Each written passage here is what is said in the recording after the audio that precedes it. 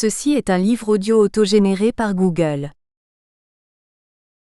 Présentation de la première édition. Les meilleurs romans sont des autobiographies parce qu'ils sont le témoignage de la réalité, et c'est ce qui leur donne leur crédibilité. Il y a un accent de sincérité qui ne trompe pas le lecteur, et qui l'émeut. Cette image de la vie réelle crée la communication parce que, dans son apparente inactualité, elle atteint l'éternité, se référant aux grandes motivations humaines. Tel quel, le roman de Denis Clair mérite la louange car il divertit, il passionne et surtout, il émeut. Il faut le dire parce que c'est une page d'histoire de notre France si riche, si belle et si dénigrée. Denis Clair décrit, avec une plume qui court allègrement sur les partitions de l'acerbe ou de la tendresse, pour parler de ce peuple admirable pour son courage et sa sagesse qui triomphe toujours de ses politiciens. Denis Clair a les qualités d'un esprit encyclopédique. Il en a la rigueur scientifique. Sa description des faits est objective. Il raconte honnêtement ce qu'il a vu au cours d'une vie tumultueuse où les joies et les peines n'ont jamais altéré son bon sens et son humour. Quand il se laisse aller aux fugues de son interprétation, il le fait avec une conscience et un libéralisme qui désarment. Enfin, la forme et le fond de Témoins de l'Aube sont de valeur égale. Le talent d'expression de l'auteur touche toutes les notes du clavier émotionnel du lecteur. On sourit, on rit franchement, on sympathise, on pleure. Enfin, Témoins de l'Aube est un beau concerto d'amour. Amour bouleversant pour Pascal, la compagne de toutes les joies et de toutes les épreuves. Amour des enfants et leurs drames, conté avec une noblesse et une réserve qui atteignent le sublime et forcent l'admiration qu'on porte à leur père. Amour enfin des hommes. Denis Clair Proté, éternel combattant d'entreprise passionnée, Don Quichotte désintéressé mais glorieux, traverse les crépuscules pollués de notre civilisation contemporaine auréolée par sa foi.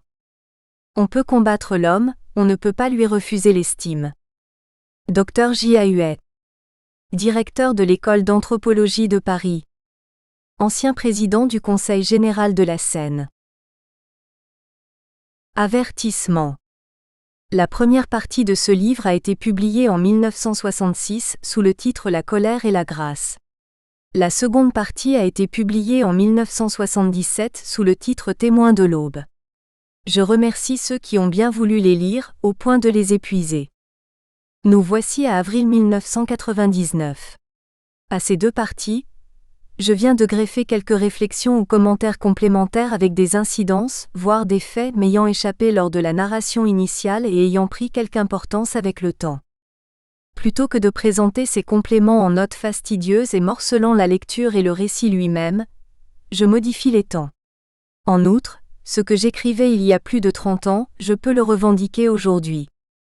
Quand je m'entretiens avec des lycéens, ce qui est de plus en plus fréquent, je leur dis, pour les rassurer d'emblée, que je n'ai pas de leçons à donner, ayant enregistré en ma longue existence plus d'échecs que de réussites et que, au demeurant, l'une des interjections qui m'horripile le plus et qu'on entend si fréquemment, c'est « Je n'ai pas de leçons à recevoir de vous », alors qu'on a toujours à apprendre des autres. Mais à l'heure où tant s'épuise à la recherche de valeurs, ayant perdu tout point de référence, il en est deux que je voudrais avoir toujours incarnées à ma petite place, la liberté et la fidélité. Denis. Préface de la 3e édition. Merci cher Denis pour ce magnifique Témoin de l'Aube. Quelle vie époustouflante, que d'activités, que de chemins ouverts, que de mains tendues. Combien de rencontres organisées avec des êtres si différents, voire contradictoires, pour les amener au dialogue.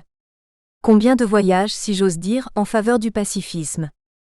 C'est un récit vivant, électrique, suivi par un humour délibile, assorti de vérités point toujours à dire mais qui doivent pourtant être dites puisque c'est la vérité. Judith, l'horreur absolue. Cette page m'a touché au cœur. Nous avons perdu la très aimée, foudroyée par une rupture d'anévrisme dans la classe où elle était institutrice. Je t'admire d'avoir réussi à surmonter cette terrible épreuve. Tu es le sel de la terre. Merci encore. Gilles Perrault. Cher Denis Clair, vous avez compris et montré que fraternité était à la fois le but, le chemin, le moyen et la fin. Merci pour votre œuvre magnifique. Edgar Morin. Préface de la 2e édition.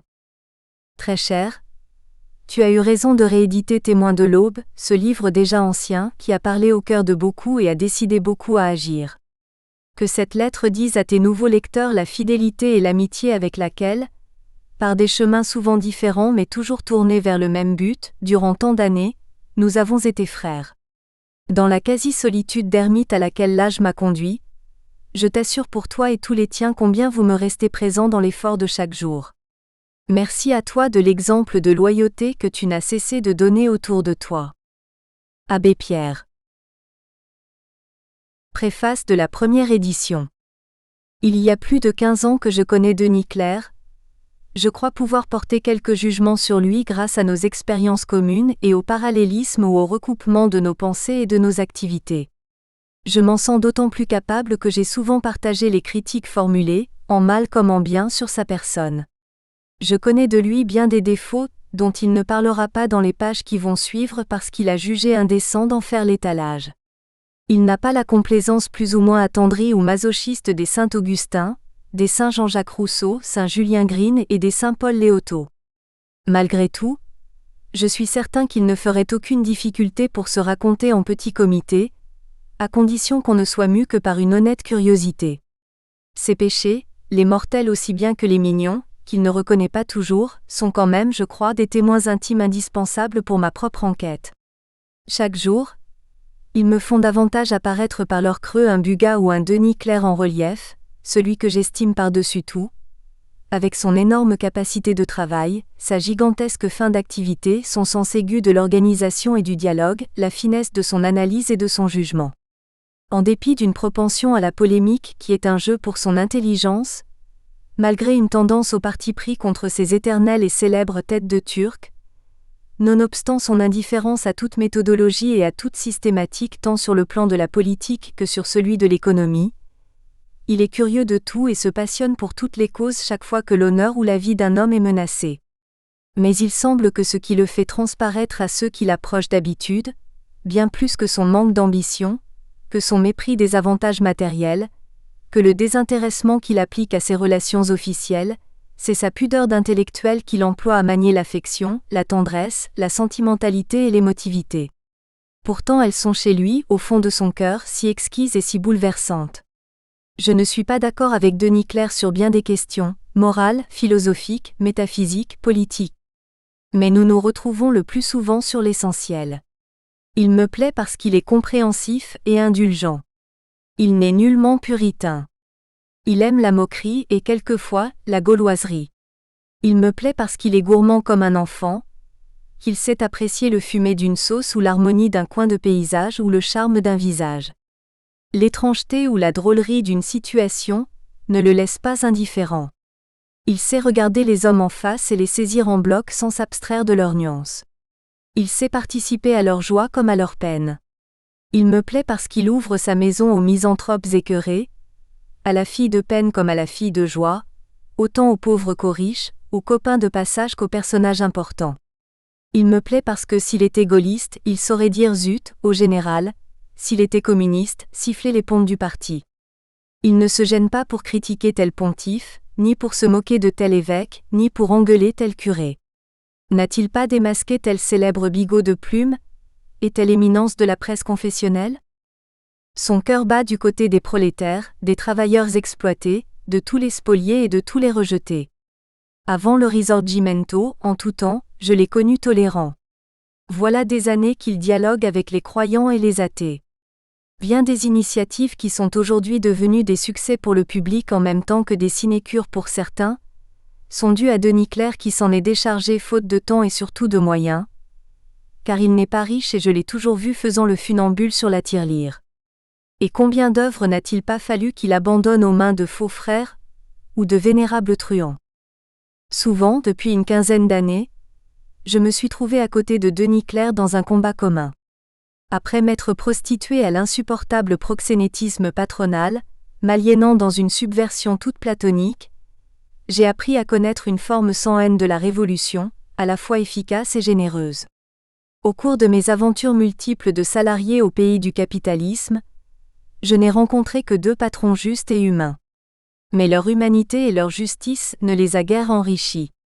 Par contre, j'ai toujours trouvé Bugat, Denis Clerc, dans la marge de mes professions, la plume haute, noire d'encre et de saine colère, prête à foncer sur l'injustice et la déshumanisation de ce siècle.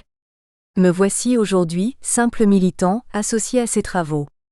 Avec lui, je suis à mon aise, je suis heureux, me sentant enfin libéré des contraintes abétissantes des tâches impersonnelles et codifiées.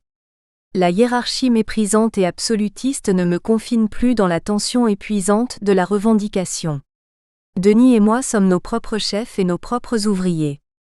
Chez nous, le capital est mort. Et puis, Denis Clerc m'est plus qu'un compagnon de travail, plus qu'un proche par la pensée. Il est un ami. Le voici enfin, à la fois immense et maladroit, intempestif et attendri, trépidant, gesticulant, hurlant, plaisantant, charmeur, disant tu à Dieu et vous, à ses frères les hommes. Entre Charybde et Scylla, il saute du coq à l'âne. Mais avec lui, un coq cesse d'être un oiseau et un âne n'est plus un âne ordinaire mais bien la monture du prophète. Jean-Claude Mychel, 1966. Témoin de l'aube. Mars 1965. Mon métier suscite tant de complications et de conflits pratiques, provoque tant de situations contradictoires et exige tant de nuances diplomatiques, que je me sens incapable finalement de le faire tenir dans un simple écran panoramique. C'est mon jardin japonais. Il a l'air d'un jeu de botaniste ou d'un bouquet multicolore et désordonné.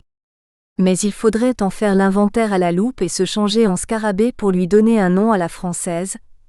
Il faut changer d'échelle de valeur pour en prendre la mesure. Et me sentant trop malhabile ou trop homoncule pour en tirer le plan, je préfère le vivre. Cela me suffit. L'intensité de l'action me tient lieu de perspective et ma foi est une ligne d'horizon se recréant comme il se doit. À mesure que je bouge, je n'ai ni jour ni heure.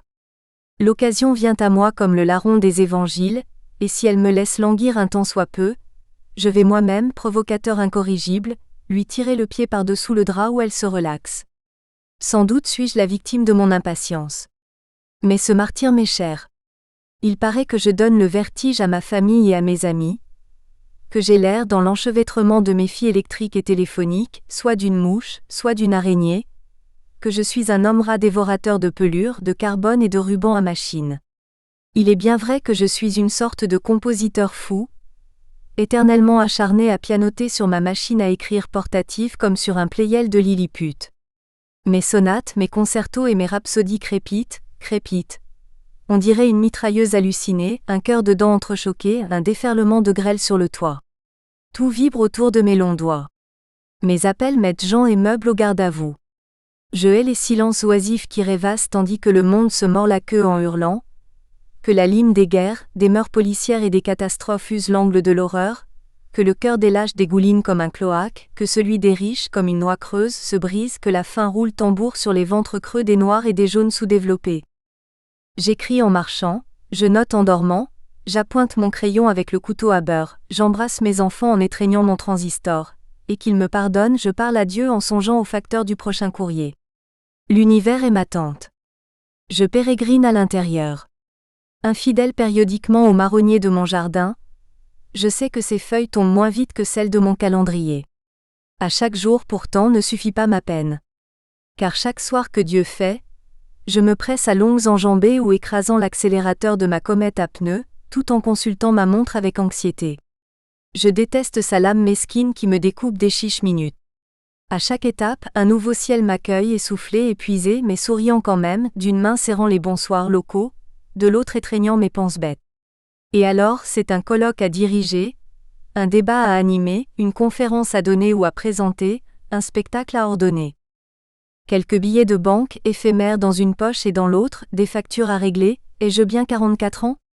Quand j'en avais 15, c'était ma mère qui payait et moi qui quémandais l'obole majestueuse de la Mater Familias. Je suis toujours aussi démunie, mais maman ne rembourse plus mes créanciers. Et c'est ainsi que quotidiennement, je sais que je n'ai plus 15 ans. D'ailleurs, comment thésauriser tant que l'État brûle mes titres de transport dans l'estomac de ces locomotives ?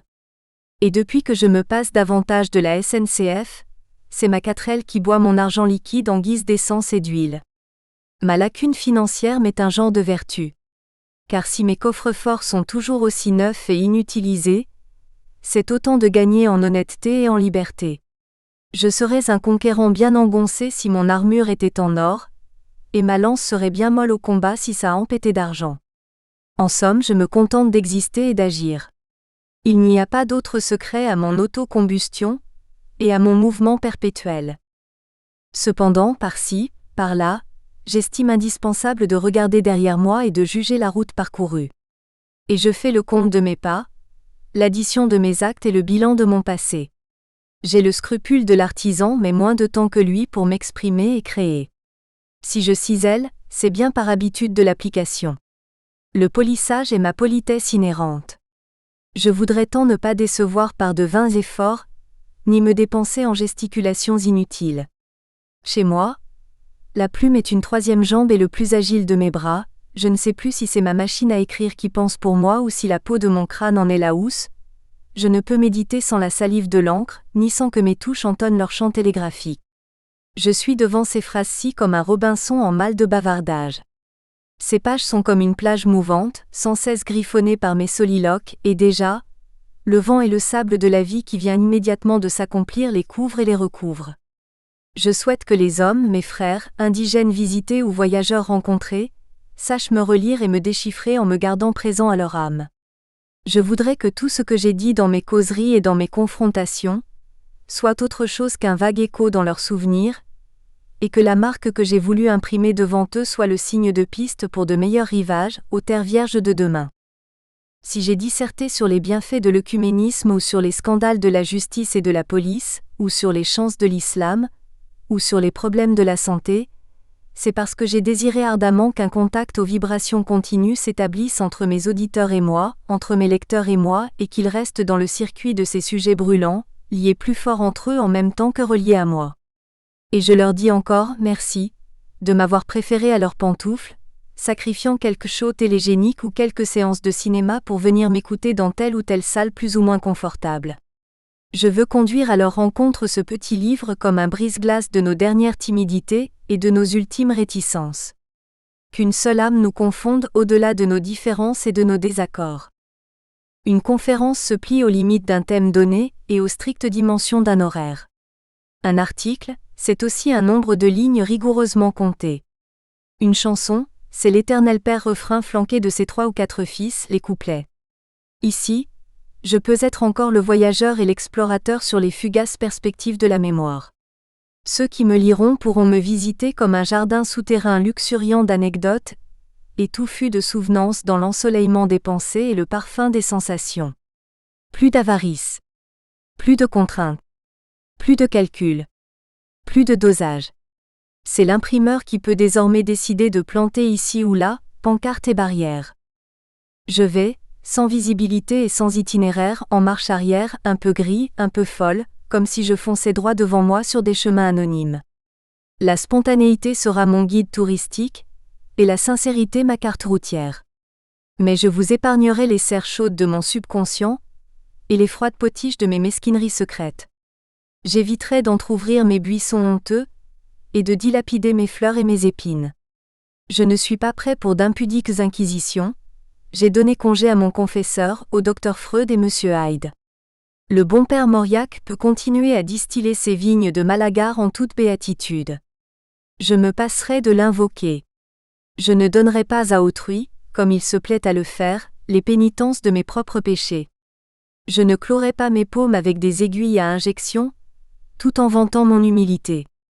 Il est vrai que je n'aurai en retour, ni la garantie de son célèbre sceau, ni ses doigts d'ecclésiaste sur mes bloc-notes temporels. Ce que je confierai sera brut et naturel afin de tenter de convaincre ceux qui se découvriront en moi, de ne pas perdre courage, en dépit de tout, et de continuer à s'attacher à leur cause jusqu'à la moindre réussite. Mais je fausserai souvent compagnie à mon propre personnage, ayant conscience de n'être ni un Superman, ni un magicien, ni un martien. Et à cause de cela, les biographes se dégoûteraient de moi. Je ne suis pas un cas, mais le total de petits cas souvent ordinaires et quelquefois originaux mais toujours à hauteur d'homme. Je souhaite à mes lecteurs bon voyage et beau temps. Avec pour seul bagage ses espérances, mon grand-père descendit de ses Pyrénées comme un berger biblique du haut du mont Sinaï. Son Jourdain fut la Garonne et la Gironde sa terre promise. Il y connut grand-mère, l'épousa et de père en fils, mon humaine nativité eut lieu en 1921 de l'an chrétien à Bordeaux sous le nom de Jean-Maurice Bugat. Un peu grise et un peu gluante sous ses pluies, ses brumes, avec ses balcons de style et ses airs de grand siècle, hier encore le négoce entretenait une fièvre vitulaire rapide mais organisée. Patriarche, mon grand-père y prit le mal des marchands et se mit, en vendant du grain, à semer sa prospérité. Son fils, mon père un peu timide et trop consciencieux pour faire du bénéfice, ne sut pas, quand il fut responsable du patrimoine, vider de ses graines la corne d'abondance pour la remplir de pièces d'or. Son affaire périclita et obligé de travailler chez les autres, il se vit cependant, cas exceptionnel, qui d'ailleurs n'infirme point ma philosophie, appelé à présider un jour la chambre patronale girondine. Il devait, paraît-il, cette responsabilité et cet honneur au conseil de sagesse qu'il savait prodiguer constamment pour le bien de tous. Malheureusement, il fut terrassé par le cancer et je devins infirmier au pied levé, aidant ma mère du mieux que je pouvais dans les soins qu'elle lui apportait. Aux obsèques, je me souviens d'avoir vu des centaines d'hommes pleurer. Peut-être était-il un saint ? En tout cas, il ne m'a laissé que des souvenirs de lumineuse bonté et de pacifique générosité. Je crois que cet homme, par sa mort prématurée, a failli à mon éducation, et si je suis ce que je suis, intenable, excessif comme un cheval de pampa ou bien envahissant, tranchant et vert comme l'herbe des parcs sauvages, c'est que je n'ai pas trouvé en ma mère la douceur et la souplesse féminine et que sa droiture et son sens du maintien moral ne pouvaient remplacer la calme virilité d'un père. Ma mère, dévouée et bonne, a toujours manifesté ses avis et ses verdicts à sens unique et dans une optique digne mais trop étroite, trop contraignante à mon avis. Déjà volcanique par nature, elle devint sismique et éruptive dès le veuvage. Pourtant, j'avais plus besoin d'un lagon protecteur et tendre que d'un atoll escarpé et solitaire. Mon enfance, sans passion particulière, ne m'a laissé aucune impression vivace. Je poursuivis de banales études. Déjà le corset des heures codifié, monotone et implacable, contenait avec peine ma turbulence naturelle. Je gigotais de tous mes membres comme un mille-pattes épingle. Ma langue et ma plume, précoce et prodigue, s'exerçaient aux dépens de ceux qui, parmi mes compagnons de scolarité, sacrifiaient la flatterie des maîtres, au mouchardage des camarades et à la surenchère pour les meilleures places.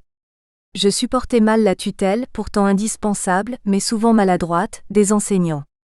Mais par-dessus tout, les méthodes imposées par l'enseignement traditionnel me rebutaient.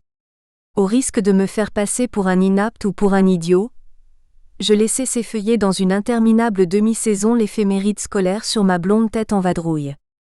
Le sablier s'imposait à la cacophonie prudente de la salle de classe, écoulant avec un chuintement de sel fin son banal et amer assaisonnement sur mes enfantines salades.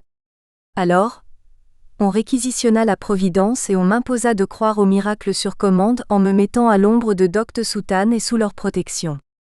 Et c'est ainsi que je parcourus le cycle secondaire avec la ronde processionnelle des chers frères professeurs, dignement sanglés dans mon uniforme aux armes de l'institution.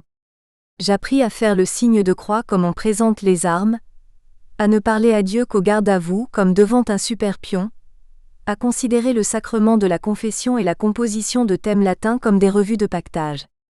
Ce n'était pas suffisant de me plier à la tyrannie des cours et des programmes, des leçons à la lettre et des devoirs insipides.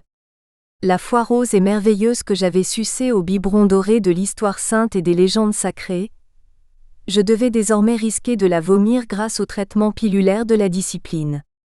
La sévérité formelle des lois et l'obéissance aveugle ou servile aux autorités sont les deux mamelles de l'anarchie universelle. Elles sont l'une et l'autre la vertu du gendarme et le prétexte du voleur.